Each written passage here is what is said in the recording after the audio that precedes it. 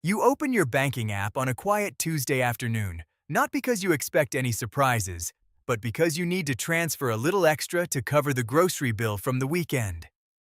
The number that stares back at you is not dramatically lower than last month, nor is it shockingly high. It is simply less useful. You think back to the promotion you received 14 months ago, a raise that felt like a genuine victory at the time, a tangible reward for years of late nights and extra responsibility. And yet, here you are, feeling roughly the same financial pinch you felt before that was ever landed in your account. You have not bought a luxury car, you have not taken an extravagant vacation, you have not changed your lifestyle in any obvious way. Still, the numbers do not lie. Your paycheck seems to disappear into the ordinary machinery of living, leaving behind a faint but persistent sense of confusion, as though you are running faster on a treadmill that has quietly become steeper without anyone telling you. This feeling has a name, but it is not the headline version of inflation you hear about on the evening news. When economists talk about rising prices, they tend to point to dramatic spikes in energy, housing, or food, moments when inflation becomes loud and undeniable. What you are experiencing is something different, something that financial psychologists and monetary economists call silent inflation. Unlike its noisy cousin, silent inflation does not announce itself with sudden jumps at the gas pump or shocking price tags on basic staples. Instead, it operates through 1,000 almost invisible adjustments. Slightly smaller packaging on the same brand of cereal, a subtle reduction in the quality of a fabric that keeps the label the same, a service fee that used to be absorbed into the price but is now listed separately, a modest increase in the deductible on your health insurance that you only notice when you actually need to use it. These changes do not trigger the same psychological alarm bells as a headline price hike, which is precisely why they are so effective at quietly redirecting the purchasing power of your paycheck over time. To understand why silent inflation is so pernicious, you have to first understand something about how your brain processes money. Behavioral economists have known for decades that human beings are not the rational calculators of classical economic theory. We operate using a set of mental shortcuts or heuristics that evolved to conserve cognitive energy. One of the most powerful of these shortcuts is called the left digit effect, the tendency to anchor our perception of a price on the first digit we see. When a product jumps from $4.99 to $5.49, we notice that change because the left digit shifts from 4 to 5. But when the same product shrinks from 500 grams to 450 grams while the price remains $4.99, our brain registers no such alarm. The price looks the same, so we assume the value is the same. This is not a failure of intelligence. It is a feature of how attention works in a world overflowing with thousands of daily price signals. Manufacturers and service providers understand this cognitive blind spot perfectly, and they exploit it with surgical precision through a practice known as shrinkflation and its subtler cousin, skimpflation, where the quality of service or ingredients degrades without any change in the nominal price. The psychological trap goes deeper than just packaging tricks because it taps into our natural aversion to losses. Daniel Kahneman and Amos Tversky's prospect theory demonstrated that losses hurt about twice as much as equivalent gains feel good. A direct price increase registers as a clear loss, triggering a negative emotional response that might drive you to switch brands, complain publicly, or adjust your budget. But a hidden reduction in quantity or quality does not feel like a loss at all because you never explicitly compare the old gram count to the new one. Your brain treats the product as essentially the same, so you continue buying it without protest. Over a year, across dozens of products and services, those tiny hidden losses accumulate into a significant erosion of your paycheck's real value, all without a single moment of conscious recognition. This is silent inflation at its most elegant and most insidious. It takes from you while convincing your brain that nothing has changed. Now let us step away from psychology and look at the cold mathematics that underpins this quiet drain. Imagine that you earn an annual salary of $60,000, a perfectly respectable middle-class income in many parts of the country. In a given year, headline inflation, as measured by the Consumer Price Index, comes in at 3%, which is considered relatively tame. That 3% figure is an average that includes everything from new car prices to the cost of dental services. But it is calculated based on a fixed basket of goods whose quality and quantity are assumed to remain constant.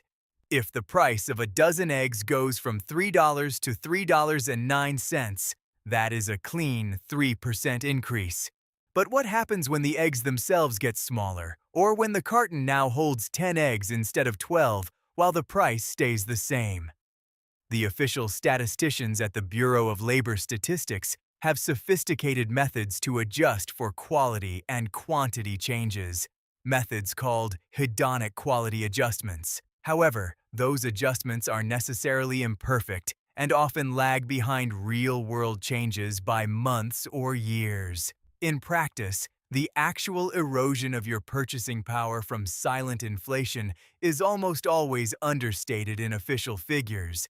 A growing body of research from central banks and independent economists suggests that the true rate of purchasing power loss for a typical middle-class household can be 1 to 2 percentage points higher than headline inflation once you account for shrinkflation, skimpflation, and the gradual substitution of cheaper materials. Let us run the numbers. If headline inflation is 3%, your $60,000 salary would need to rise to $61,800 just to maintain the same real purchasing power, assuming perfect measurement. But if silent inflation adds another 1.5% of hidden erosion, your real purchasing power has actually dropped by roughly $900 even after that raise. That is $900 that has vanished into thinner plastic packaging, slightly less cheese on your pizza, a marginally lower thread count in your bedsheets, and a barely noticeable reduction in the number of towels your hotel room provides. No single one of these changes would justify a complaint or even a conscious thought. Together, they represent a quiet transfer of wealth from your paycheck to the businesses that have learned to shrink their costs without shrinking their nominal prices. The mathematics becomes even more striking when you extend the timeline beyond a single year. Over a decade of silent inflation running at just 1.5% per year on top of headline inflation, the cumulative effect is devastating. A $60,000 salary that keeps pace with headline inflation would grow to roughly $80,600 in nominal terms after 10 years. But if silent inflation is quietly eating an extra 1.5% of your real purchasing power each year, the actual value of that $80,600 in terms of what you can buy is closer to $69,400 in today's dollars. In other words, you have lost more than $11,000 of annual purchasing power compared to what you thought you were earning. You did not make a bad investment. You did not overspend on luxuries. You simply lived your normal life while the rules of the game shifted underneath you. This is why so many people feel that their raises are disappearing into a black hole. The black hole is not a mystery.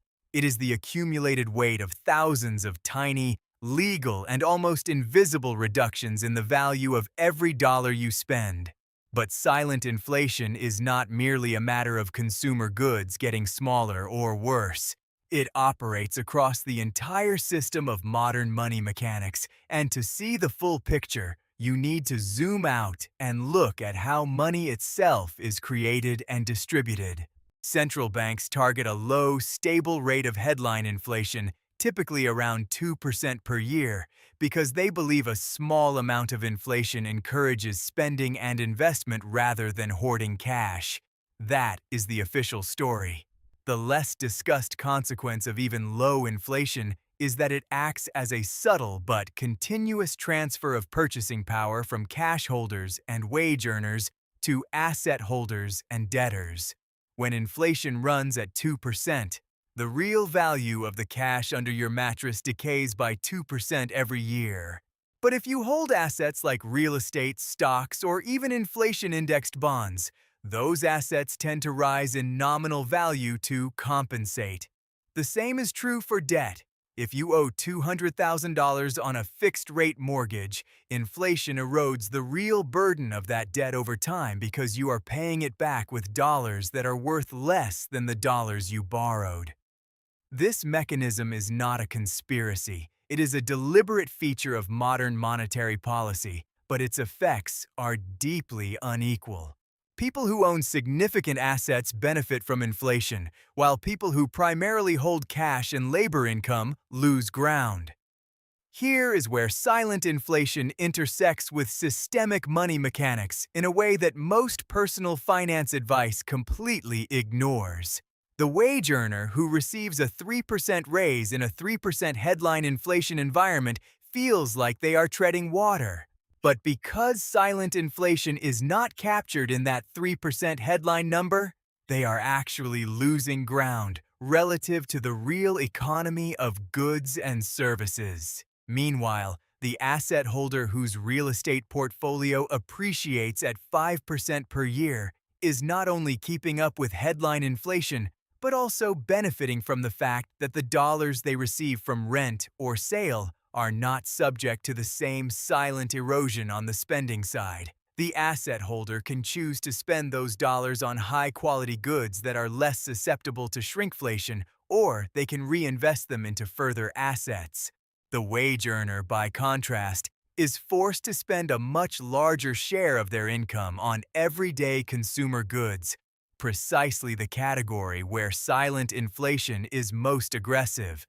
Over time, this creates a subtle but powerful wealth divergence that has nothing to do with effort, talent, or financial literacy.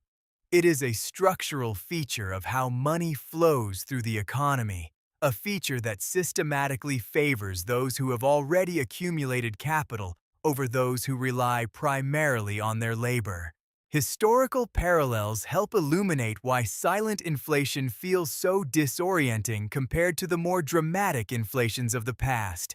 In the 1970s, inflation was loud and unmistakable. Prices for gasoline, bread, and housing jumped by double digits year after year, and consumers responded with strikes, price freezes, and a pervasive sense of crisis. That kind of inflation forces a social conversation about wages and purchasing power because no one can ignore it. Silent inflation, by contrast, is the inflation of a mature, data-driven, psychologically optimized economy.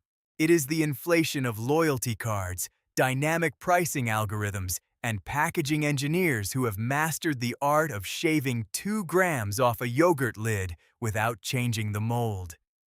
It is inflation that never appears in the headlines because it is technically not inflation at all. It is a change in quantity or quality rather than a change in price. This distinction matters enormously for how we think about fairness and transparency. When a company raises the price of a product by 10%, that action is visible, debatable, and potentially subject to consumer backlash.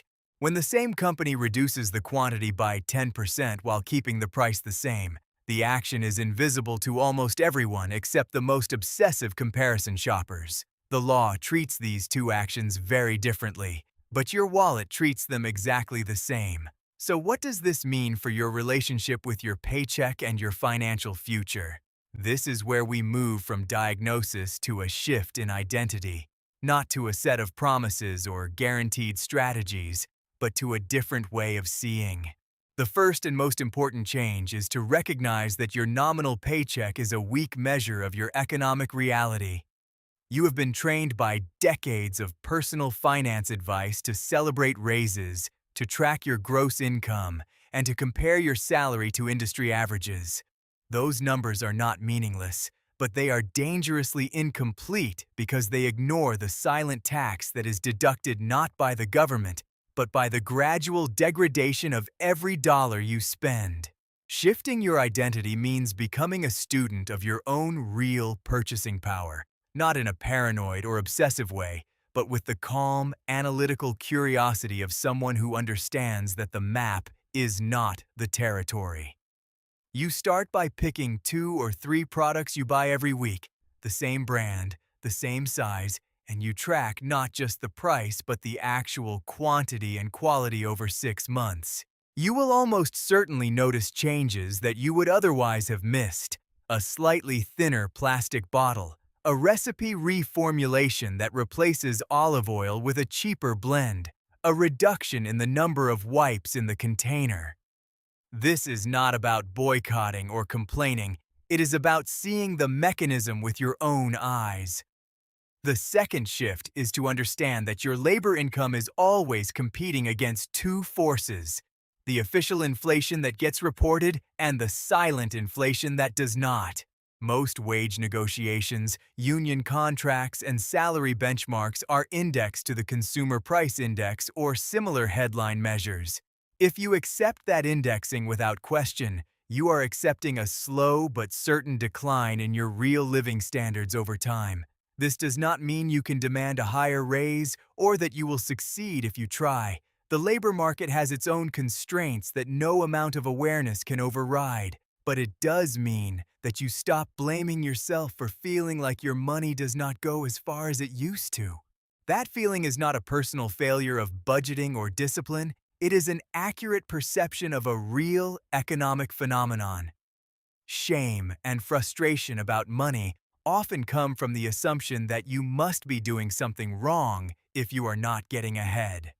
Silent inflation reveals that you can do everything right, save diligently, earn raises, avoid debt, and still lose ground because the ground itself is shifting. Releasing that self-blame is not an excuse to stop trying. It is a prerequisite for clear-eyed action. The final shift, and the most difficult one, is to recognize that the fight against silent inflation is not a fight you can win through better shopping habits alone. You can become a master of unit prices, you can buy in bulk, you can switch to generic brands, and you will certainly mitigate some of the damage. But you will not escape the structural reality that labor income is systematically disadvantaged relative to asset ownership in an economy with even modest inflation. This is not a political statement, it is a mathematical observation. Over long periods of time, the real returns on productive assets like diversified stock indices, real estate, and even inflation-protected government bonds have consistently outpaced the real growth in median wages, even before accounting for silent inflation. Understanding this does not mean that everyone can or should become an asset owner. The barriers to entry are real and substantial. But it does mean that the traditional advice to work hard, get a good job, and save your way to security is incomplete.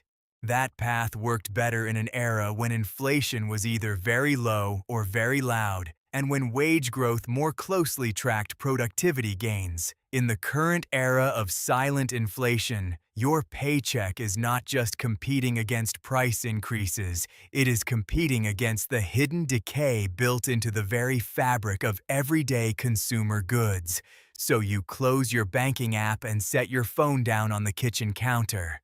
The number on the screen hasn't changed, but your relationship to that number has shifted, subtly, like a lens rotating into focus. You understand now that the quiet frustration you have felt is not a sign that you are bad with money, and it is not a mystery that requires a complicated solution. It is the predictable outcome of a system designed to produce low, stable, barely perceptible inflation, a system that interacts with the predictable shortcuts of the human mind to create a steady, almost invisible drain on purchasing power. You cannot opt out of this system entirely, and no amount of personal vigilance will make you immune to its effects. But you can stop chasing the ghost of a paycheck that never quite delivers what it promises, and you can start paying attention to the real unit of value, not the dollars that land in your account, but what those dollars can actually do in the world. That attention will not make you rich, and it will not guarantee any particular outcome, but it will give you something more durable than a budget spreadsheet. It will give you a clear, calm, unsentimental picture of where your money actually goes, and from that picture, you can begin to make choices that are truly your own.